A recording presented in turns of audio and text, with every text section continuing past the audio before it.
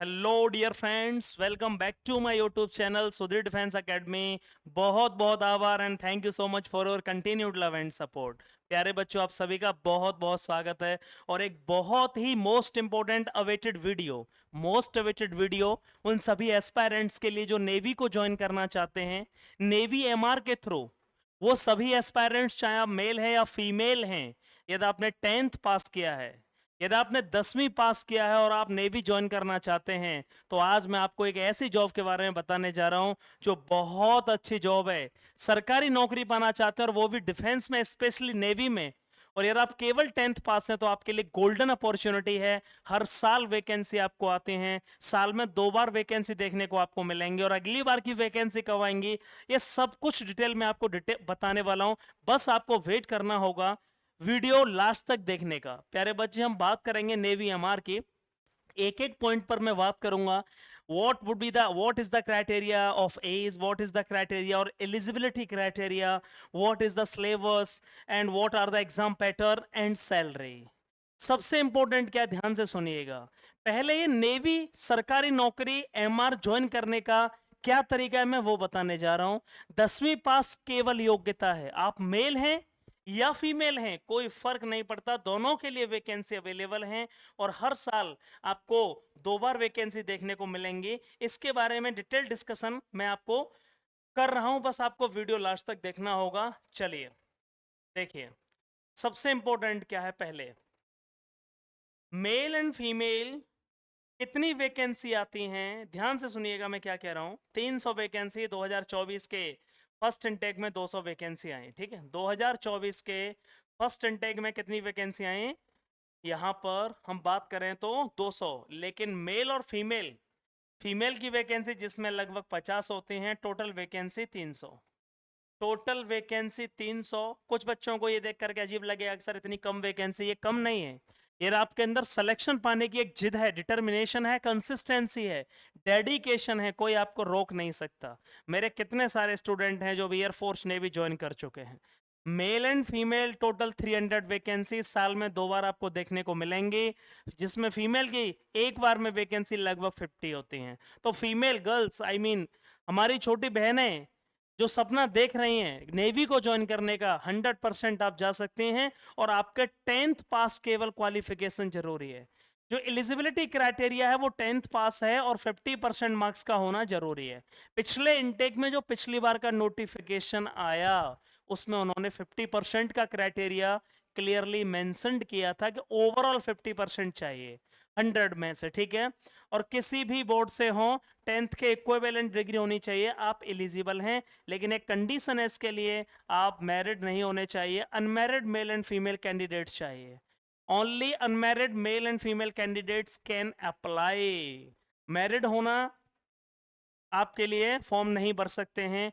और सबसे इंपॉर्टेंट है एज क्राइटेरिया। किस एज के बच्चे इस फॉर्म को भर सकते हैं, 17.5 से 21 साल। 17.5 से 21 साल के बीच में या दोनों एजों को मिलाकर के जो भी इस एज क्राइटेरिया में आ रहे हैं 100% वो इस फॉर्म को भर पाएंगे। 17.5 से 21 साल का कोई भी मेल और फीमेल जिसने 10th पास कर लिया और जिसके 50% मार्क्स हैं 10th में, वो इंडियन नेवी एमआर के फॉर्म को भर सकता है। सबके फॉर्म वापस होते हैं, सबके एडमिट कार्ड वापस होते हैं। परसेंटेज क्राइटेरिया केवल 50% है। ऐसा नहीं होगा कि सर 5 लाख फॉर्म भरे गए तो क्या उसमें से केवल 80% वालों के एडमिट कार्ड आएंगे, नहीं। कोई भी बच्चा जिसने फॉर्म भरा है, जो फॉर्म भरने के लिए एलिजिबल है, 50% मार्क्स हैं 10th में, 100% उसका एडमिट कार्ड आएगा। सिलेक्शन प्रोसीजर 2 स्टेज में होता है, मतलब 2 स्टेज होती हैं, एक स्टेज फर्स्ट और दूसरी स्टेज सेकंड। सब कुछ बताऊंगा मैं। स्टेज फर्स्ट में क्या होता है, कंप्यूटर बेस्ड टेस्ट होगा, ऑनलाइन। ऑनलाइन टेस्ट होगा, कंप्यूटर का मतलब ही है online test. Computer based test होगा, ऑफलाइन नहीं होगा। 30 मिनट का समय दिया जाएगा और 50 क्वेश्चन आपको देखने को मिलेंगे। ये फर्स्ट का टेस्ट है। रिटन में स्टेज फर्स्ट पहला 2 टेस्ट होंगे, प्री और mains, I mean stage first stage second.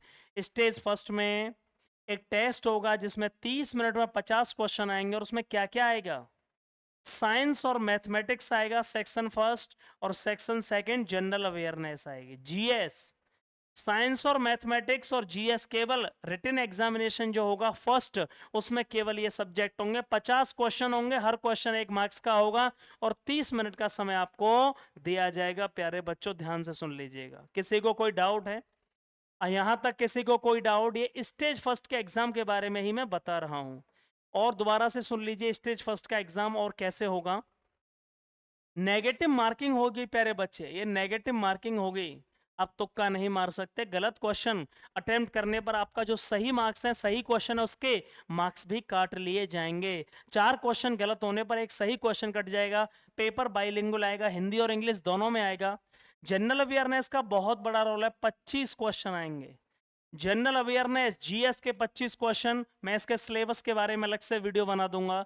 Mathematics के 12 क्वेश्चन, साइंस के 13 क्वेश्चन। और उस वीडियो में जो मैं सिलेबस से रिलेटेड बनाऊंगा, आपको एक एक टॉपिक के बारे में बता दूंगा कि क्वेश्चन कहां से आते हैं, कौन सा टॉपिक आपको पढ़ना है।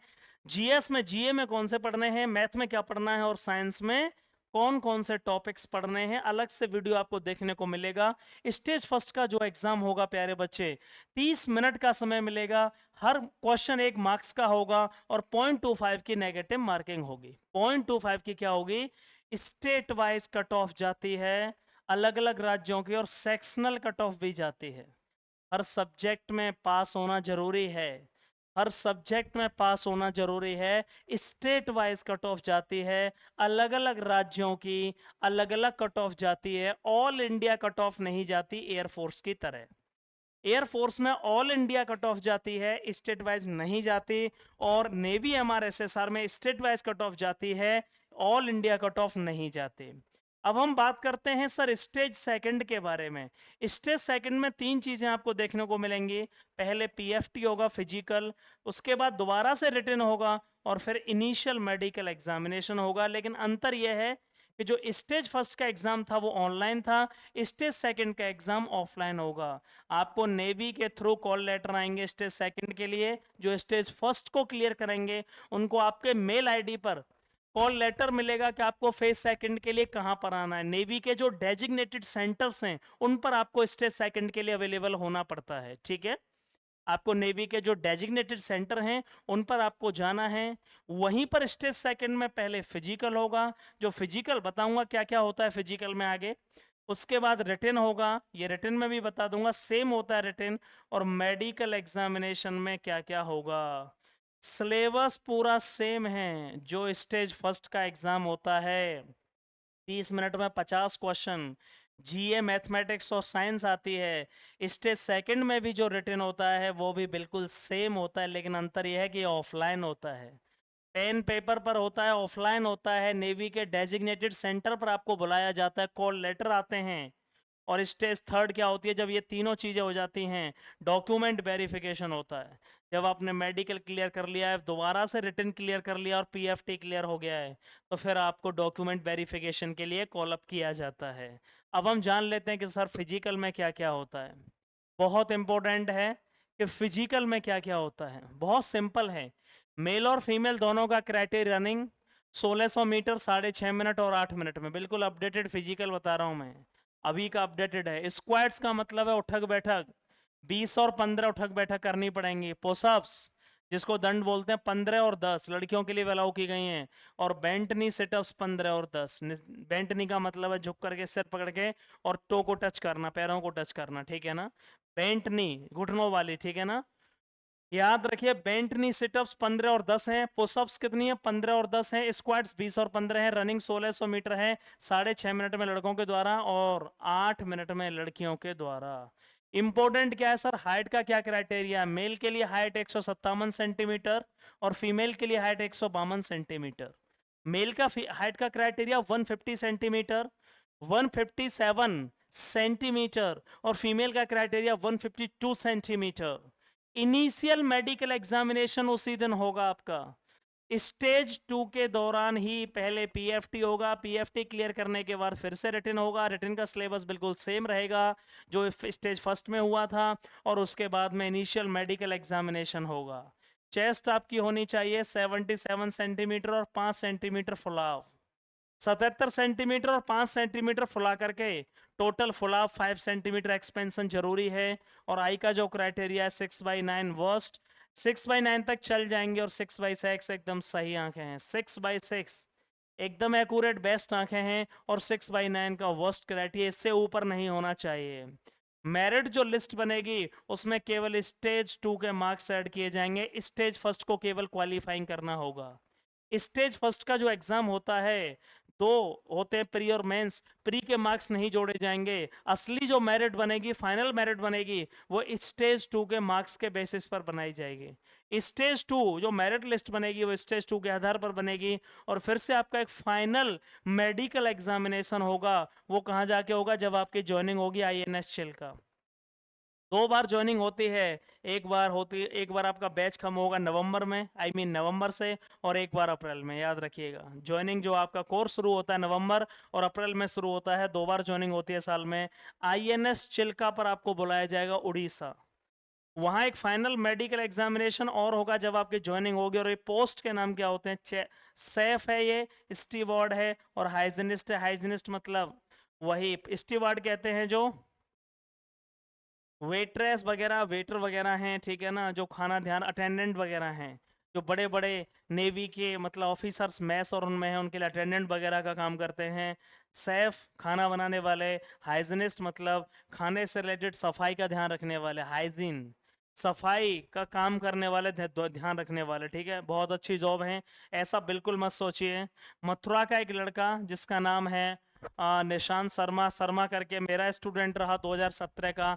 MR के थ्रू आज वो कमांडो है। अभी वो राष्ट्रपति भवन में उसकी ड्यूटी चल रही है और वो कमांडो है। तो बिल्कुल भी ऐसा मत सोचना कि आप इसके थ्रू कमांडो नहीं बन सकते। बिल्कुल बन सकते हो। MR के थ्रू आप प्रमोशन होके अपने कोर्स पूरे करके बहुत ऊपर तक जा सकते हो, इसमें बिल्कुल भी कोई डाउट नहीं है।